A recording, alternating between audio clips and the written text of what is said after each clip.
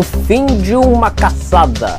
Edson Cândido Ribeiro, de 35 anos, o homem suspeito de matar duas jovens em Glória do Goitá, na zona da Mata de Pernambuco, se entrega à polícia no começo da tarde. Os detalhes da caçada e como foi que ele se tornou o homem mais procurado de Pernambuco durante uma semana, você vai acompanhar aqui nesta edição do Expresso Direto, que vai mostrar também a prisão do homem suspeito de matar o cantor MC Boco do Borel. Um convite num encontro bem seco. Foi assim que aconteceu o encontro entre Bolsonaro e os ministros do STF, Luiz Edson Fachin e Alexandre de Moraes. A tensão entre Rússia e Ucrânia ganha novos capítulos. O presidente americano Joe Biden recebe a visita do premier alemão Olaf Scholz para discutir novas sanções ao país russo. A comoção no Marrocos pela morte do menino Ryan, que caiu dentro de um buraco de 32 metros de profundidade. Um ciclone em Madagascar deixa mais de 20 mortos. Veja também as informações sobre os 70 anos de reinado da Rainha Elizabeth II no Reino Unido. O Senegal é campeão da Copa Africana de Nações. E por que, quando amanhece no Recife agora, o céu fica avermelhado? Atenção para o top de 5 segundos.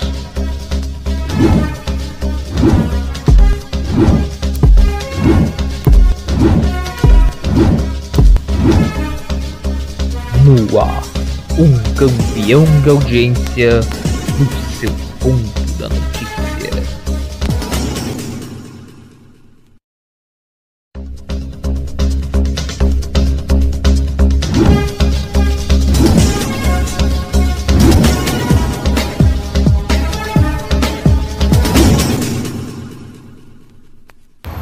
Olá, muito boa noite para você. A partir de hoje o seu Expresso Direto volta, repaginado também, para as suas produções, suas gravações aqui no Ponto Direto, atualizando você sempre das principais notícias do dia de maneira rápida e objetiva. E nós já começamos a edição com a notícia do dia. Edson Cândido Ribeiro, um homem de 35 anos, se entregou à polícia no começo da tarde de hoje, depois de cometer 2 crimes cruéis no município de Glória do Goitá, zona da Mata de Pernambuco. Ele estava sendo procurado há exatamente uma semana. Hoje, várias equipes especiais de buscas por desaparecidos das polícias de Pernambuco estavam em busca de Edson Cândido Ribeiro na Mata de Glória do Goitá. Ele tinha sido localizado na mata na semana passada e a última localização dele, segundo a Polícia Civil, teria sido feita ontem, onde policiais a bordo de um helicóptero da Secretaria de Defesa Social avistaram ele sem camisa e armado com um facão. Edson Cândido Ribeiro, no último dia 29 de janeiro, teria matado Cauane Maiara Marques da Silva, de 18 anos. Ele teria queimado o corpo da vítima e jogado o corpo de Cauane numa tubulação de esgoto. Numa outra região de Glória do Goitá, na segunda-feira, dia 31, ele teria matado Jailma Muniz da Silva, de 19 anos. Ele teria estuprado a vítima e logo depois tirado sua vida. O corpo de Jailma foi encontrado no matagal, numa zona rural de Glória do Goitá. E a partir daí começou uma caçada em massa de policiais e até de moradores para conseguir capturar Edson Cândido Ribeiro. A suspeita de que ele teria recebido apoio de alguém, já que quando ele se entregou, ele não estava com nenhuma marca de que ele estaria passando alguma temporada na mata, nenhuma picada de mosquito, nenhum corte, nenhum arranhão. Muito pelo contrário, ele estava bem alinhado, de banho tomado e tinha se apresentado voluntariamente na delegacia do município de Vitória de Santo Antão. De lá, ele foi transferido para a cidade de Caruaru. Lá foi feita uma entrevista coletiva para explicar como foi esse processo de entrega de Edson Cândido Ribeiro. Edson Cândido Ribeiro já passou pela polícia. Ele ficou 13 anos preso por crimes que envolvem aí roubo, estupro e agressão. A TV Guararapes informa que ele, dentro da cadeia, chegou a sofrer abuso sexual. Vamos ver agora em detalhes a cronologia deste histórico cruel de Edson Cândido Ribeiro. No último dia 29 de janeiro, num sábado, Cauane Maiara Marques da Silva, de 18 anos, foi vista pela última vez antes de desaparecer em Glória do Goitá, zona da Mata de Pernambuco. Começavam então as ações de Edson Cândido Ribeiro, de 35 anos. Cauane foi encontrada morta numa tubulação de esgoto na terça-feira seguinte, 1º de fevereiro. Uma semana antes, Cauane tinha alugado um quarto para um homem que relatou que ela teve uma discussão acalorada com um suspeito. No domingo, dia 30 de janeiro, Edson aparece em casa. Sem falar nada com a mãe, se tranca no quarto e foge na madrugada sem a percepção dela. Na segunda, dia 31, Jailma Muniz da Silva, de 19 anos, é estuprada e morta numa área rural do município. Jailma iria entregar comida para parentes e numa estrada de barro foi encontrada sem vida no matagal, após demorar muito mais tempo que o normal. Edson ainda teria tentado estuprar 2 mulheres, perseguiu uma outra e tentou esfaquear 2 homens. Todas estas últimas ações sem sucesso. Edson ainda seria visto por moradores no último dia 3 de fevereiro. O suspeito foi visto pela última vez ontem à tarde pela polícia. Ele estava sem camisa e armado com um facão. Edson Cândido Ribeiro já teve passagens pela polícia por diversos crimes, como estupro e roubo. Durante todo o dia de hoje, a cidade de Glória do Goitá viu um grande aparato de policiais civis e militares e até policiais especiais para caçar o Edson Cândido Ribeiro, que chegou a ser comparado com Lázaro Barbosa de Souza, aquele homem mesmo que em Goiás no ano passado chegou a ficar mais de 2 semanas e meia dentro da mata, driblando a polícia de Goiás e do Distrito Federal por conta de crimes que ele teria cometido. Lázaro Barbosa, ao contrário de Edson Ribeiro, reagiu e foi morto pela polícia de Goiás. Agora ele deverá ser transferido para uma cadeia especial para poder preservar a sua própria integridade. E ele deverá responder por homicídio qualificado, além de feminicídio e estupro, que já foi enquadrado no crime contra Jailma Muniz da Silva. E hoje, pela madrugada, a Polícia Civil de Pernambuco prendeu o homem suspeito de matar o cantor MC Boco do Borel dentro de um bar em Serrambi no fim do ano passado. O homem estava numa festa em Ipojuca quando foi capturado pela polícia. Segundo o delegado Cláudio Neto, responsável pelas investigações, ele cumpriu uma ordem de um líder de uma facção criminosa que acreditava que Paulo Roberto Gonçalves Cavalcante era integrante de uma facção rival e, para demonstrar poder, determinou que o artista fosse executado assim que subisse no palco, para que a morte fosse bárbara. A família de MC Boco do Borel afirma que o artista não integrava grupos criminosos. O homicídio foi em 22 de dezembro numa casa de show no litoral norte de Pernambuco. O artista chegou a ser preso em 2020 e foi solto no ano seguinte após ser encontrado junto a pessoas que encontravam e vendiam drogas. A família diz que Boco não estava consumindo, mas estava acompanhado de amigos no local. E a seguir você vai ver o encontro de Bolsonaro com ministros do STF tem um clima bastante seco. Protestos no Canadá contra as restrições e obrigatoriedade da vacinação. E você vai ver também, o Senegal se torna pela primeira vez campeão da Copa Africana de Nações. A gente volta já.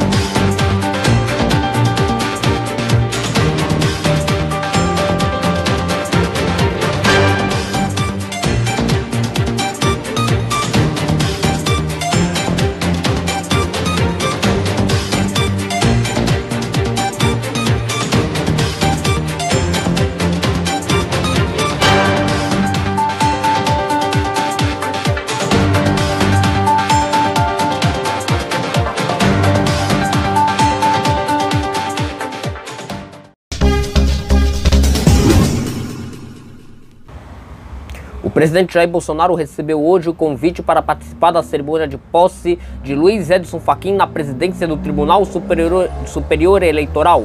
Alexandre de Moraes deverá ser o seu vice. Fachin deverá ficar no cargo durante alguns meses. Quem deve presidir o TSE durante as eleições será Alexandre de Moraes. Luiz Edson Fachin vai substituir Luiz Roberto Barroso na presidência da Suprema Corte Eleitoral Brasileira. Esse encontro durou cerca de 17 minutos e foi um encontro com um clima muito seco, já que Alexandre de Moraes e Bolsonaro não se dão bem. Alexandre de Moraes emitiu uma ordem para que o presidente da República comparecesse presencialmente para prestar depoimento à Polícia Federal no inquérito que investiga a possível interferência política de Bolsonaro no comando da Polícia Federal ao trocar o superintendente da PF no Rio de Janeiro, que no lugar de Maurício Valeixo ele queria Alexandre Ramagem, enfim, aí criou toda aquela confusão que gerou até a saída do então ministro da Justiça, Sérgio Fernando Moro. A tensão entre a Rússia e a Ucrânia ganham novos capítulos a cada dia. O presidente francês Emmanuel Macron viajou para a Rússia para tentar dialogar pessoalmente com Vladimir Putin, para tentar criar uma linha de diálogo e consenso entre o Ocidente e os russos, porque a ameaça da Rússia invadir a Ucrânia a qualquer momento só cresce a cada momento. Na Ucrânia, os soldados ucranianos estão fazendo trabalhos militares, atividades de treinos militares na região de Chernobyl, onde ficava a usina nuclear que explodiu no fim de abril de 1986. E nos Estados Unidos, o presidente Joe Biden recebeu hoje a presença do premier alemão Olaf Scholz. Eles discutiram novas sanções para serem impostas à Rússia caso os russos invadam a Ucrânia. A Rússia teria 70% de recursos suficientes para poder invadir o país ucraniano. No Canadá, protestos de pessoas anti-vacinas tomam conta da capital e chegaram a criar uma situação crítica na cidade de Ottawa.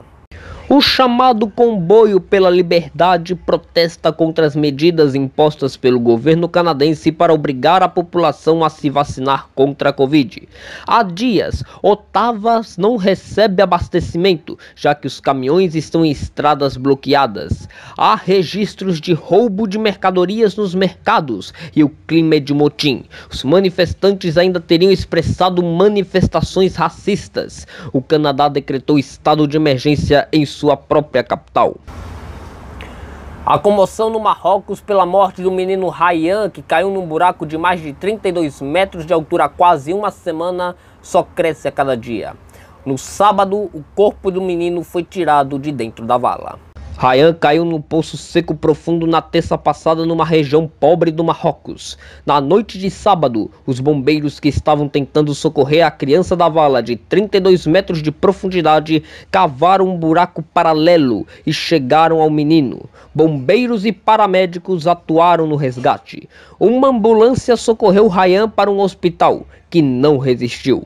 O menino foi encontrado deitado de costas, mas não se sabe se ele já estava sem vida ou não. A tragédia causa comoção no Marrocos. Abalados, os pais da criança agradeceram o apoio da população e pedem misericórdia a Alá, o Deus muçulmano, pela alma de Ryan. Hoje foi feito o ritual de velório e enterro do menino Ryan, que reuniu várias pessoas na cerimônia. No Paquistão, 5 soldados morreram em território paquistanês após um atentado provocado por uma milícia que tem as mesmas ideologias do Talibã, milícia que governa o país vizinho, o Afeganistão. Talibãs paquistaneses mataram 5 soldados do Paquistão no distrito de Sirhan, no próximo à fronteira com o Afeganistão, que está sendo controlado desde 15 de agosto pela milícia terrorista. Os talibãs paquistaneses são conhecidos como TTPs e estavam animados com o governo talibã no país vizinho. Islamabad repudiou o ataque e disse que vai defender seu território contra os terroristas. O Paquistão e o TTP romperam um acordo de paz no fim do ano passado. Os TTPs atuam exclusivamente no Paquistão, mas se unem na mesma ideologia distorcida e radical do Islã defendida pelos talibãs. Ao menos 20 pessoas morreram em Madagascar após a passagem de um ciclone pelo país. O olho do ciclone tocou o solo da grande ilha do Índico no sábado, com ventos de até 165 km por hora e com rajadas que chegam a mais de 230 km por hora. As autoridades de Madagascar alertam para riscos de inundações e acreditam que pelo menos 50 mil famílias fiquem desabrigadas ou desalojadas. O ciclone Batsirai já estava afetando o país desde sexta, quando se aproximou da costa. A cidade de Mananjari ficou destruída pela metade. Casas desabaram. Estradas e pontes estão cortadas e o mar subiu. O país, que é um dos mais pobres do planeta, se preparou para a chegada do Batsirai com os poucos recursos que tinha e ainda enfrenta a crise climática um mês depois de ter sofrido com outro ciclone, o ciclone Uana, que deixou 50 mortos. A previsão é que o ciclone continue perdendo força, mas a tormenta segue causando chuvas torrenciais, o que aumenta ainda mais o risco de enchentes e deslizamentos de terra. E o Reino Unido está em festa, afinal de contas, ontem comemorou-se 70 anos de reinado dela, a Rainha Elizabeth II. O domingo foi de celebrações, mas sem grandes festas por causa da pandemia. Elizabeth II assumiu o reino britânico em 6 de fevereiro de 1952, quando seu pai, George VI, morreu de câncer aos 56 anos. Ela estava em viagem ao Quênia e teve de voltar ao Reino Unido por causa do ocorrido. É o reinado mais longo da história. A rainha ontem, em comunicado via nota, expressou o desejo de que a esposa de seu filho Charles, Camila, seja conhecida como a rainha consorte. Elizabeth II completa em abril 96 anos. Ela será substituída pelo príncipe Charles, tido como uma figura controversa à simpatia da família real, principalmente depois do divórcio e da morte da princesa Diana. E a seguir você vai ver os números da pandemia no Brasil. Por que os céus do Recife ficam vermelhos agora no amanhecer do dia? E o Senegal se tornou campeão da Copa Africana de Nações pela primeira vez. A gente volta já.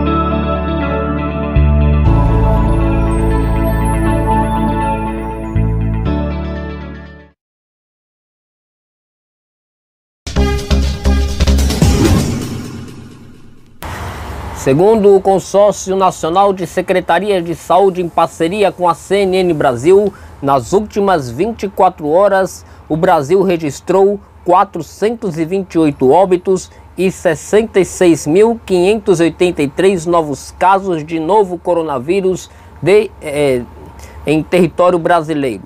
Com isso, o país acumula 26.599.593 casos de Covid e 632.621 mortes provenientes de Covid desde o começo da crise pandêmica em território brasileiro.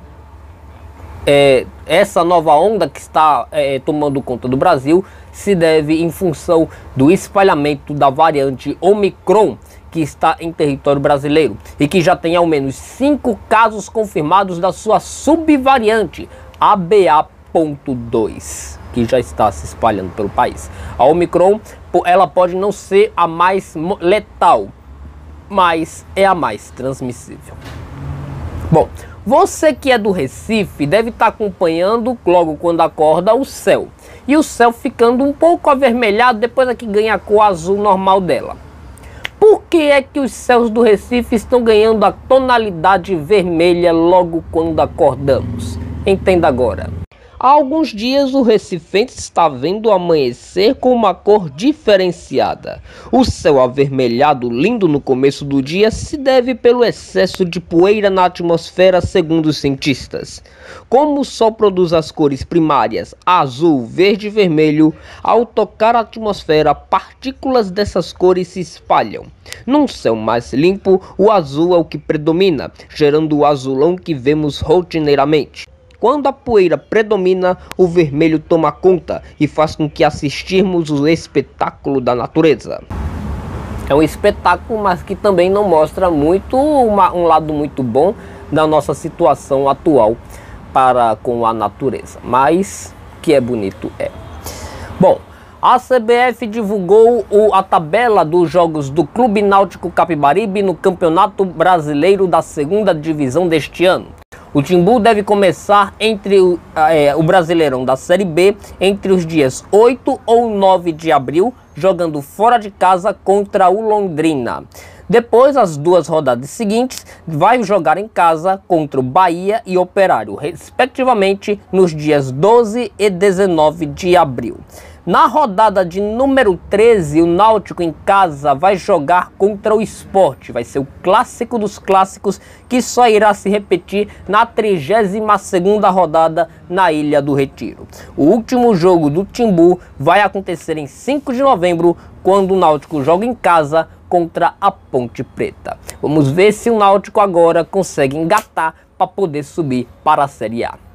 E ontem, pela final da Copa Africana de Nações, o Senegal ganhou do Egito num jogo pra lá de emocionante nos pênaltis. Uma final mais do que emocionante. No tempo normal e prorrogação, não houve gols. A partida foi para os pênaltis. As 2 estrelas do Liverpool estavam prestes a decidir quem seria campeão da Copa Africana. Mohamed Salah perdeu o gol para o Egito. Já o Senegal, do atacante Mané, carimbou a vitória, erguendo pela primeira vez a taça de campeão do continente. Festa senegalesa em Dakar, para consagrar um título merecido.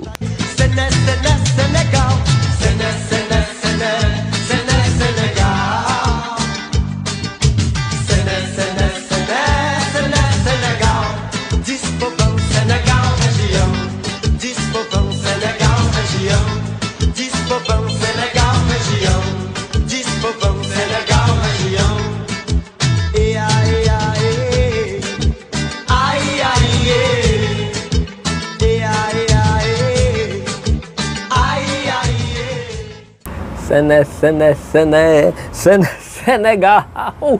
Bom, parabéns à seleção senegalesa pelo título merecido. O Expresso de hoje fica por aqui e a gente volta a se encontrar amanhã, se Deus quiser. Muito obrigado a todos e uma ótima noite para você.